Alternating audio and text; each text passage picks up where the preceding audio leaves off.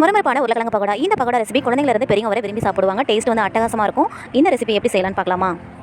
6 medium size உருளைக்கிழங்கு மேல் தோலை சீவிட்டு நல்லா வந்து வாஷ் பண்ணி எடுத்து வச்சிருக்கேன். இப்போ வந்து கேரட் திருவுறதை யூஸ் பண்ணி ஒவ்வொரு உருளைக்கிழங்கா வந்து நீல வாக்கில் நம்ம வந்து திருவி எடுத்துக்கலாம். இதே மாதிரி எல்லா உருளைக்கிழங்கும் நம்ம திருவி எடுத்துக்கலாம். இது மாதிரி திருவுறதுனால கண்டிப்பாக வந்து தண்ணி எக்ஸ்ட்ரா இருக்கிற தண்ணி வந்து பிழிஞ்சு எடுத்துட்டு இப்போ 1 ஸ்பூன் மிளகாத்தூள், 1 ஸ்பூன் கரம் மசாலா தூள், தேவையான அளவு உப்பு சேர்த்துக்கலாம். உப்பு சேர்த்துட்டு 1/2 ஸ்பூன் வந்து இஞ்சி பூண்டு சேர்த்துக்கோங்க.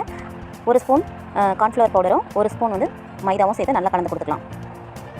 இந்த ஈரப்பதத்தில் நல்லா நம்ம வந்து மிக்ஸ் பண்ணி கலந்து கொடுத்துக்கலாம். கண்டிப்பாக இதில் வந்து தண்ணி சேர்க்கக்கூடாது. ஏன்னா இந்த உருளைக்கிழங்குலே தண்ணி விடுங்கிறதுனால நம்ம தண்ணி சேர்க்காம நல்லா மிக்ஸ் பண்ணி கலந்து கொடுத்துக்கலாம். உப்பு வேணா செக் பண்ணிங்க, கரெக்டாக தான் இருக்கும். நான் ஒரு 1/4 ஸ்பூன் தான் உப்பு போட்டிருக்கேன். இதுவே வந்து எனக்கு போதுமானதாக இருந்துச்சு. இப்போ இன்னொரு கடாயில் எண்ணெய் வந்து காய வச்சு எடுத்து வச்சிருக்கேன். ஸோ மீடியம் ஃப்ளேமில் வச்சுட்டு நம்ம சின்ன சின்ன பக்கோடாவாக போட்டு பொரிச்சு எடுத்துக்கலாம்.